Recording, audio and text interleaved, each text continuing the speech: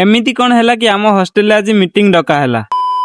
ମୁଁ ଆଜି ଡ୍ୟୁଟିରୁ ଆସିକି ଦେଖେ ତ ମୋର ଗୋଟେ ପାର୍ସଲ ଆସିଥିଲା। ସେ ପାର୍ସଲରେ ମୁଁ ଗୋଟେ ହ୍ୱାଇଟ୍ କଲର ଜିନ୍ସ ପ୍ୟାଣ୍ଟ ମଗେଇଥିଲି। ଆଉ ତାକୁ ପିନ୍ଧିଲା ପରେ ମୋ ଗେଟଅପ୍ କିଛି ଏମିତି ଥିଲା। ଆଉ ମୁଁ ମୋ ନିଜକୁ ଦେଖିଲା ପରେ ମତେ ବହୁତ ଜୋରେ ହସ ଲାଗୁଥିଲା। ଆଉ ତାପରେ ମୁଁ ଚାଲିଗଲି ଖାଇବାକୁ। ଆଉ ଆଜି ପୁଣି ଥରେ ଆମର ବିରିୟାନୀ ପାର୍ଟି ହେଇଥିଲା। ମୁଁ କ୍ୟାଣ୍ଟିନରେ ପହଞ୍ଚି ଦେଖିଲା ବେଳକୁ ଆମ ପିଲା ସବୁ ବିରିୟାନୀ ଖାଇବା ଆରମ୍ଭ କରିସାରିଥିଲେ। ଆଉ ମୁଁ ହରି ଭାଇଙ୍କ ଆଡେ କ୍ୟାମେରା ନେଲା ବେଳକୁ ହରି ଭାଇ ବହୁତ ଖୁସି ଥିଲେ। ମୁଁ ବି ଆଉ ଡେରି ନ କରି ମୁଁ ବି ବସିଗଲି ଖାଇବାକୁ। ଆଉ ତାପରେ ବିରିୟାନୀ ଖୋଲିକି ଦେଖିଲା ବେଳକୁ ବିରିୟାନୀ ସହ ଗୋଟେ କଦଳୀ ପତ୍ର ବି ଦେଇଛି। ଆଉ ତାପରେ ମୁଁ ଥାଳିକି ସାଇଡ କରିଦେଲି। କାହିଁକି ନା କଦଳୀ ପତ୍ରରେ ଖାଇଲେ ଯୋଉ ମଜା ଥାଳିରେ ଖାଇଲେ ସେ ମଜା ନାହିଁ। ଆଉ ତାପରେ ମୁଁ ବି ବିରିୟାନୀ ଖାଇବା ଆରମ୍ଭ କରିଦେଲି। କିନ୍ତୁ ମୋ ଭାଗରେ ଗୋଟେ ବି ଲେଗ ପିସ୍ ପଡିନଥିଲା। ବିରିୟାନୀ ଖାଇସାରିବା ପରେ ଅଣ୍ଡାଟା ବଞ୍ଚି ଯାଇଥିଲା। ଯେହେତୁ ପଇସା ଦେଇଛୁ ଆମେ ଅଣ୍ଡାକୁ ବି ଖାଇଦେଲୁ। ଆଉ ତାପରେ ଆମେ ପଳେଇ ଆସିଲୁ ହଷ୍ଟେଲକୁ। ଆଉ ହଷ୍ଟେଲକୁ ଆସିକି ଦେଖିଲା ବେଳକୁ ହଷ୍ଟେଲରେ ମିଟିଂ ଚାଲିଛି। ଆଉ ହଷ୍ଟେଲ ସାରା ପିଲା ମିଟିଂରେ ଅଛନ୍ତି। ଆଉ ମିଟିଂରେ ହଷ୍ଟେଲ ଇନଚାର୍ଜ କହିଲେ କାଲି ସଣ୍ଡେ ଅଛି ଆଉ ସଣ୍ଡେରେ ବିଷ ସ୍ପ୍ରେ ହବ ଆଉ ସମସ୍ତେ ନିଜ ନିଜ ରୁମ୍ ସଫା କରିବ। ଯେହେତୁ ମୋର ମର୍ଣ୍ଣିଂ ସିଫ୍ଟ ଥିଲା ମୁଁ ପଳେଇଲି ଶୋଇବାକୁ। ଆଉ ଯଦି ଭିଡିଓଟି ଭଲ ଲାଗିଥିବ ଗୋଟେ ଲାଇକ୍ କରିବେ। ରହିଲି, ଜୟ ଜଗନ୍ନାଥ।